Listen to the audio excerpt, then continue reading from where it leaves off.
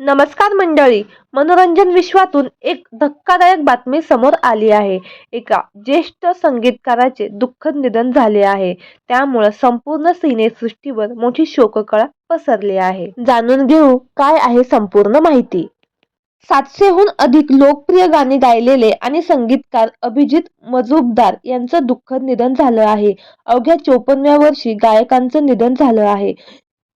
काही महिन्यापासून ते रुग्णालयात दाखल होते. बरे झाल्यानंतर घरी परतल्यानंतर त्यांची प्रकृती अचानक बिघडली आणि त्यांचं निधन झालं. गायकाच्या मृत्यूच्या बातमीने संपूर्ण चित्रपटसृष्टीवर मोठी शोककळा पसरली आहे. काल सकाळी अचानक प्रकृती बिघडल्याने त्यांना ताबडतोब एम्स भुवनेश्वर रुग्णालयात दाखल करण्यात आले. डॉक्टरांच्या सर्वोत्तम प्रयत्नांनंतरही त्यांचे प्राण वाचू शकले नाही. अभिजित मजुमदार जवळपास 4 महिने कोमात होते. यकृतासंबंधित आजाराने ते त्रस्त होते. त्यांच्यावर एका खासगी रुग्णालयात उपचार सुरू होते. मात्र तेव्हा त्यांची प्रकृती सुधारली नाही. तेव्हा त्यांना भुवनेश्वर येथील एम्समध्ये दाखल करण्यात आले. त्यांना आयसीयूमध्ये दाखल करण्यात आले आणि ते कोमात गेल्याने गंभीर स्थितीत होते.